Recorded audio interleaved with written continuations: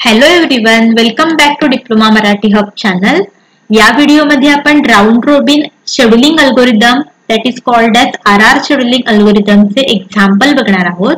Before that आपण what is RR scheduling हे बघूया. So RR scheduling means that is called as round robin scheduling algorithm. या algorithm मध्ये preemptive scheduling अल्गोरिदमचा use केलेला आहे. CPU is assigned to the process on the basis of first come first serve basis for a fixed amount of time. तर आपण ह्या algorithm मध्ये काही example बघणार आहोत. त्यामध्ये एक fix time interval, fix time quantum आपल्या प्रोसेसला असाइन केलेला असतो आणि त्या फिक्स टाइम पिरियड मध्ये आपली प्रोसेस काय होते, एक्झिक्यूट होते आणि तो fix amount of time expire झाला की आपल्या ज्या काही प्रोसेसचं एक्झिक्युशन चालू आहे ती प्रोसेस प्रिएम्प्शन साठी जाते इन युअर रेडी क्यू आणि अगेन दुसऱ्या प्रोसेसचे एक्झिक्युशन त्या फिक्स पिरियड ऑफ टाइम पर्यंत एक्झिक्यूट केलं जातं. असं करत वन बाय वन काय होतात, ऑल प्रोसेस एक्झिक्यूट केल्या जातात. So processor is assigned to the next arrive process when your previous process is preempted. तर कन्सिडर करा आपल्याकडे 3 प्रोसेस आहेत, प्रोसेस P1, प्रोसेस P2 आणि प्रोसेस P3. ह्या तिन्ही प्रोसेसचं execution first come first serve basis वरती होणार आहे. बट ह्या तिन्ही प्रोसेसला एक टाइम क्वांटम असाइन केलेला आहे आणि तो टाइम क्वांटम आहे 2 millisecond. So time quantum is 2 millisecond. So ह्या प्रोसेस कशा एक्झिक्यूट होतील ते बघा. प्रोसेस P1 ला 6 मिलीसेकंद बर्स्ट टाइम अलोकेट केलेला आहे. प्रोसेस 2 चा 4 मिलीसेकंद बर्स्ट टाइम आहे आणि प्रोसेस 3 चा 2 मिलीसेकंद बर्स्ट टाइम आहे. तर आपल्या प्रोसेस कशा एक्झिक्यूट होणार आहेत. पहिल्यांदा फर्स्ट वन, तुमचा जो टाइम क्वांटम किंवा टाइम स्लाइस जो आहे त्यानुसार तुमच्या प्रोसेसचं एक्झिक्युशन होईल. सो टाइम क्वांटम किती असाइन केलेला आहे, 2. सो सगळ्यात पहिल्यांदा तुमच्या प्रोसेस 1 चा 2 मिलीसेकंद एवढा पार्ट काय होईल, एक्झिक्यूट होईल आणि किती होणार आहे, 2 मिलीसेकंद एक्झिक्यूट झाल्यानंतर 4 मिलीसेकंद रिमेनिंग राहतील आणि त्यावेळेला ही तुमची प्रोसेस P1 आहे ती प्रिएम्प्शन साठी जाईल तुमच्या रेडी क्यू मधून आणि नंतर नेक्स्ट जी प्रोसेस असेल त्या प्रोसेसला तुमचा CPU काय होईल, असाइन होईल. सो नेक्स्ट प्रोसेस कोणती आहे, process P2. So process P2 चे सुद्धा 2 मिलीसेकंद एक्झिक्यूट केले जातील आणि रिमेनिंग किती मिलीसेकंद राहतील, 2. प्रोसेस P2 ला 2 मिलीसेकंद एक्झिक्यूट केलं की नेक्स्ट कोण आहे, प्रोसेस P2 नंतर P3. So first come first सर्व बेसिसवर P1, P2 आणि P3 ह्या तिन्ही प्रोसेसचे 2 मिलीसेकंद पहिल्यांदा एक्झिक्यूट होते.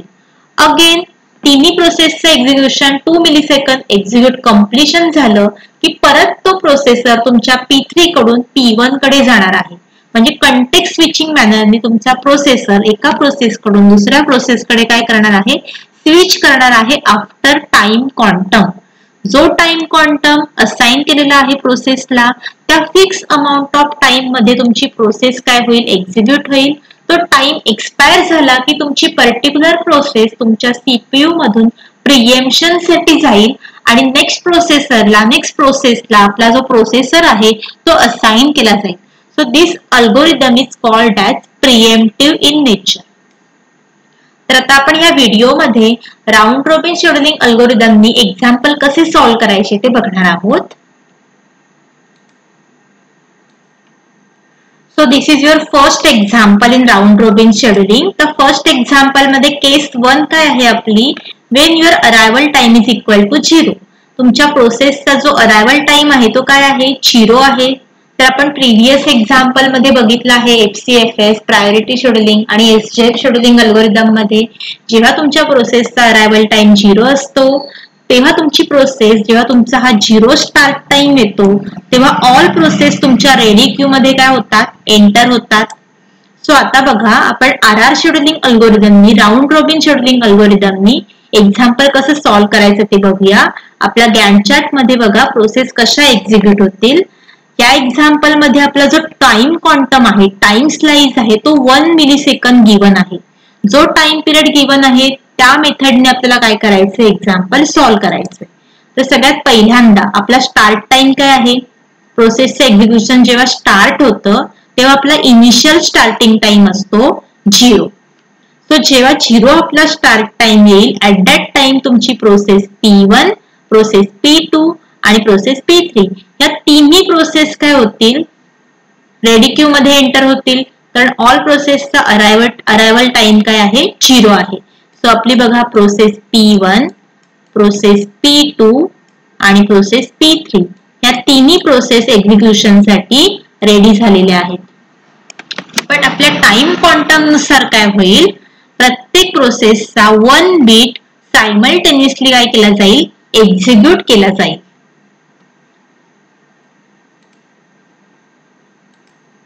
सो प्रोसेस P1 चा बर्स्ट टाइम किती आहे, 3. प्रोसेस P2 चा बर्स्ट टाइम किती आहे, 4 आणि प्रोसेस P3 चा बर्स्ट टाइम आहे 3. सो ऑल प्रोसेसचा बर्स्ट टाइम आपण इथे लिहिलेला आहे. सो राऊंड रोबिन शेड्यूलिंग मध्ये आपण FCFS शेड्यूलिंग म्हणजे first come first serve scheduling अल्गोरिदमचा आपण काय करतोय, यूज करतोय.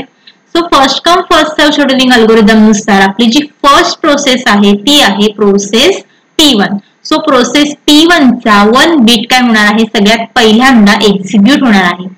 प्रोसेस P1 एक्झिक्यूट झाल्यानंतर काय होईल बघा, 1 बीट एक्झिक्यूट झाल्यावर आपला जो टाइम मिलीसेकंद आहे तो इथे 1 असणार आहे. 1 बीट एक्झिक्यूट झाल्यावर आपला ओनली 1 बीट काय होणार आहे, रिमेनिंग राहणार आहे. सो 3 - 1 = 2. नेक्स्ट आहे आपली process P2. So process P2 चा सुद्धा 1 मिलीसेकंद बीट काय होईल, एक्झिक्यूट होईल. सो 1 मिलीसेकंद बीट एक्झिक्यूट झाल्यावर आपल्या P2 मध्ये 3 बर्स्ट टाइम रिमेनिंग राहील आणि इथे आपली प्रोसेस P2 काय होणार आहे, एक्झिक्यूट होणार आहे. सो 1 पासून 2 पर्यंत आपली प्रोसेस P2 एक्झिक्यूट होईल. देन नेक्स्ट आपली प्रोसेस आहे process P3. So process P3 चा पण 1 बीट एक्झिक्यूट होईल आणि 1 बीट एक्झिक्यूट झाल्यावर आपल्या प्रोसेस P3 मध्ये आपला टाइम काय होणार आहे, कंप्लीशन टाइम इथे 3. Again next process P3 execute झाली की परत आपण कुठे येणार आहोत, फर्स्ट प्रोसेस कडे, प्रोसेस P1 कडे. अगेन प्रोसेस P1 चा 1 बीट काय होणार आहे, एक्झिक्यूट होणार आहे. सो P1 काय होईल, 1 टाइम एक्झिक्यूट होईल आणि आपला जो टाइम आहे तो काय होणार आहे, 4. नेक्स्ट आहे आपली process P2. So process P2 चा पण 1 बीट एक्झिक्यूट होईल आणि टाइम होणार आहे आपला 2. सो प्रोसेस P2 एक्झिक्यूट होणार आहे. टाइम क्वांटम किती होईल आपला, 1 मिलीसेकंद एक्झिक्यूट झाल्यानंतर आपला गॅन्ट चार्ट मध्ये टाइम होणार आहे 5. देन अगेन P2 नंतर आपली प्रोसेस P3 येणार आहे. तिचा टाइम काय होईल, बर्स्ट टाइम 1 आणि P3 1 मिलीसेकंद इथे एक्झिक्यूट झाल्यावर आपला टाइम किती येणार आहे गॅन्ट चार्ट मध्ये 6. नेक्स्ट आहे आपली प्रोसेस अगेन P1. आता P1 प्रोसेस काय होईल, 1 मिलीसेकंद एक्झिक्यूट झाल्यावर तिचा बर्स्ट टाइम किती होणार आहे, 0. म्हणजे तुमच्या प्रोसेस P1 चं एक्झिक्युशन काय झालं इथे, कंप्लीट झालेला आहे आणि तो टाइम काय आहे आपला 7. ठीक आहे, आपला टाइम किती असणार आहे, 7. नेक्स्ट आहे प्रोसेस P1 नंतर आपली प्रोसेस P2. आता प्रोसेस P1 जी आहे ती तुमच्या रेडी क्यू मधून आउट झालेली आहे. ओनली 2 प्रोसेस आता रिमेनिंग आहेत, प्रोसेस P2 आणि प्रोसेस P3. सो P2 ही प्रोसेस 1 टाइम एक्झिक्यूट झाल्यावर तिचा जो बर्स्ट टाइम आहे तो किती रिमेनिंग राहील, 1. सो प्रोसेस P2 तुमची एक्झिक्यूट झालेली आहे आणि तिचा टाइम किती झालेला आहे, 8 मिलीसेकंद. नेक्स्ट आहे तुमची प्रोसेस P3. P3 चा पण 1 बीट एक्झिक्यूट होईल. 1 मिलीसेकंद एक्झिक्यूट झाल्यावर P3 आपला टाइम किती होणार आहे आपल्या गॅन्ट चार्ट मध्ये 9. आधी 8 मिलीसेकंद होता, आता किती झालेला आहे 9. सो आता बघा प्रोसेस P1 आणि प्रोसेस P3 ह्या दोन्ही प्रोसेस एक्झिक्यूट झालेल्या आहेत. त्याच्यामुळे ह्या P1 आणि P3 ह्या 2 प्रोसेस आपल्या मेमरी मधून आपल्या रेडी क्यू मधून आउट होतील आणि ओनली 1 प्रोसेस रिमेनिंग आहे ती आहे आपली प्रोसेस P2. तिसऱ्यातला पण जो 1 बीट रिमेनिंग आहे तो आता काय होईल, एक्झिक्यूट होईल आणि बर्स्ट टाइम काय होणार आहे, 0. सो बघा आता P2 ही एक्झिक्यूट झाली आणि आपला जो टाइम आहे तो काय झालेला आहे, 10 मिलीसेकंद. सो 10 मिलीसेकंदला तुमच्या ऑल प्रोसेस ज्या आहेत त्या एक्झिक्यूट कंप्लीट झालेल्या आहेत. आणि आपण इथे गॅन्ट चार्ट मध्ये काय बघितलं, 1 बाय 1 प्रोसेस 1 मिलीसेकंदनी काय केलेल्या आहेत, आपण एक्झिक्यूट केलेल्या आहेत. So this is called as round robin scheduling algorithm. तर आता ह्या एक्झाम्पल मध्ये आपण वेटिंग टाइम कसा कॅल्क्युलेट करायचा, कम्प्लिशन टाइम कसा कॅल्क्युलेट करायचा आणि टर्न अराउंड टाइम कसा कॅल्क्युलेट करायचा ते बघूया. सो फर्स्ट आपण वेटिंग टाइम कसा कॅल्क्युलेट करायचा ते बघूया. आपल्याकडे प्रोसेस P1, प्रोसेस P2 आणि प्रोसेस P3 ह्या 3 प्रोसेस आहेत. तर सगळ्या स्टार्टिंगला बघा आपण प्रोसेस P1 चा वेटिंग टाइम कॅल्क्युलेट करूया. वेटिंग टाइम कॅल्क्युलेट करण्यासाठी आपल्याकडे फॉर्म्युला आहे start time minus arrival time. So this is your formula, start time minus arrival time. So process P1 चं बघा एक्झिक्युशन कधी स्टार्ट झालं होतं, 0 मिली सेकंदला. सो काय करावं लागेल, 0 मायनस 0. सो 0 मायनस 0 केलंय आपण कारण अरायवल टाइम 0 आहे.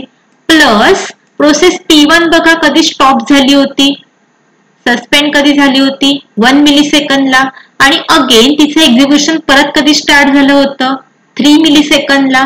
सो आपल्याला काय करावं लागेल, 3 मायनस 1 प्लस नेक्स्ट काय करणार आपण, 3 मायनस 1 केल्यावर अगेन 4 ला आपलं एक्झिक्युशन स्टॉप झालं होतं आणि अगेन ते एक्झिक्युशन 6 मिली सेकंदला स्टार्ट झालं होतं. सो काय करावं लागणार आहे, 6 मायनस 4. सो आफ्टर कॅल्क्युलेशन तुम्हाला एक व्हॅल्यू मिळेल आणि ती व्हॅल्यू काय आहे, 4. So 4 is the waiting time for your process P1. Next आहे आपली process P2. So process P2 मध्ये बघा प्रोसेस P2 चा स्टार्टिंग टाइम काय आहे, 1 मायनस अरायवल टाइम किती आहे, 0. आता 1 मायनस 0 केल्यावर पुढे आपल्याला काय करावं लागेल, प्रोसेस P2 चं एक्झिक्युशन 2 ला स्टॉप झालं होतं. अगेन ते एक्झिक्युशन चालू कधी झालेलं आहे, 4 मिली सेकंदला. सो नेक्स्ट आपण काय करणार, 4 मायनस 2 प्लस 4 मिली सेकंद नंतर 5 मिली सेकंदला एक्झिक्युशन स्टॉप झालं होतं आणि अगेन ते एक्झिक्युशन स्टार्ट झालं होतं 7 मिली सेकंदला. सो नेक्स्ट काय ऍड करावं लागेल आपल्याला, कोणता टाइम ऍड करावा लागेल, 7 मायनस 5. देन अगेन तुमची प्रोसेस जी आहे प्रोसेस P2 ती 8 मिली सेकंदला स्टॉप झाली होती आणि 9 मिली सेकंदला अगेन स्टार्ट झाली होती. सो नंतर नेक्स्ट काय ऍड करावं लागणार आहे, 9 मायनस 8. सो आफ्टर कॅल्क्युलेशन तुम्हाला व्हॅल्यू मिळेल आणि ती व्हॅल्यू काय आहे, 6. So 6 is the waiting time for your process P2. Then आपली थर्ड प्रोसेस आहे process P3. So process P3 साठी बघा प्रोसेस P3 चे एक्झिक्युशन स्टार्ट झालं होतं 2 मिली सेकंदला. सो टाइम काय असणार आहे आपला, 2 मायनस अरायवल टाइम काय आहे, 0 plus next one process P3 चे एक्झिक्युशन 3 मिली सेकंदला स्टॉप झालं होतं.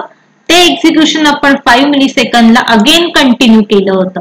मग काय करावं लागेल आपल्याला, 5 minus 3 plus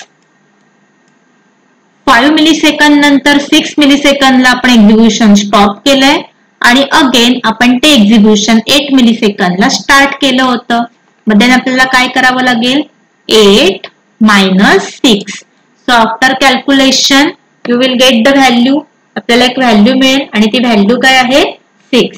so 6 is the waiting time for your process P3. Next आपल्याला कॅल्क्युलेट करायचं आहे average waiting time. So average waiting time साठी काय फॉर्म्युला आहे, addition of all waiting time divided by total number of process. So calculate करा, average waiting time is equal to 4 plus 6 plus 6 divided by total number of process किती आहे, 3. So after calculation is equal to तुम्हाला value काय मिळणार आहे, 16 divided by 3 equal to 5.33 millisecond. This is your average waiting time. So next आता आपण calculate करूया completion time. So process P1 चे एक्झिक्युशन कधी कंप्लीट झालेलं आहे बघा, सगळ्यात एंडिंगला तुमची प्रोसेस P1 जी आहे ती कधी कंप्लीट झालेली आहे, 7 मिली सेकंदला. So 7 is the completion time for your process P1. Next आहे आपली प्रोसेस P2. P2 चे एक्झिक्युशन कधी कंप्लीट झालेलं आहे, 10 मिली सेकंदला. So 10 is the completion time for your process P2. Then आहे आपली प्रोसेस 3. प्रोसेस 3 चं एक्झिक्युशन 9 मिलीसेकंदला कंप्लीट झालेलं आहे. So 9 is the completion time for your process P3. Next आहे आपला turn around time. So turn around time कसा calculate करायचा आहे? टर्न अराउंड टाइम साठी आपला फॉर्म्युला आहे completion time minus arrival time. So आपल्याकडे बघा अरायवल टाइम जो आहे तो काय आहे? 0 आहे. सो अरायवल टाइम 0 असल्यामुळे जी व्हॅल्यू आपण तुमच्या कंप्लीशन टाइम मधून मायनस करणार आहात ती 0 असल्यामुळे जो तुमचा कंप्लीशन टाइम आहे तोच तुमचा सेम काय येणार आहे? टर्न अराउंड टाइम येणार आहे. So for process P1 completion time आहे 7. 7 मायनस 0 काय येणार आहे? 7.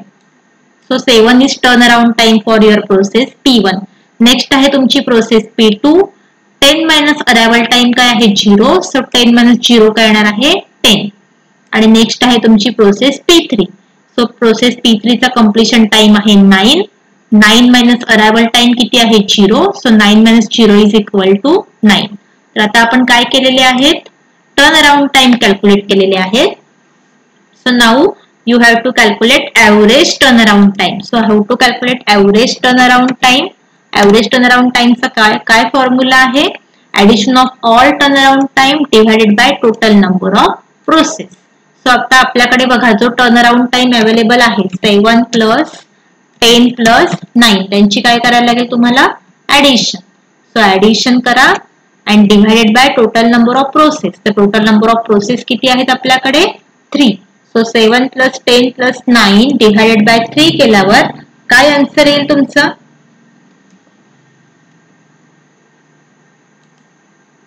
26. 26 divided by 3 केल्यावर आन्सर काय येतंय? Equal to 8.66. So 8.66 is the average turnaround time for your all 3 process. So ह्या एक्झाम्पल मध्ये आपण जेव्हा तुमचा अरायवल टाइम 0 असतो तेव्हा waiting time, completion time, turn around time, average waiting time, average turn around time आणि गॅंट चार्ट कसा draw करायचा हे एक्झाम्पल मध्ये आपण कव्हर केलेलं आहे.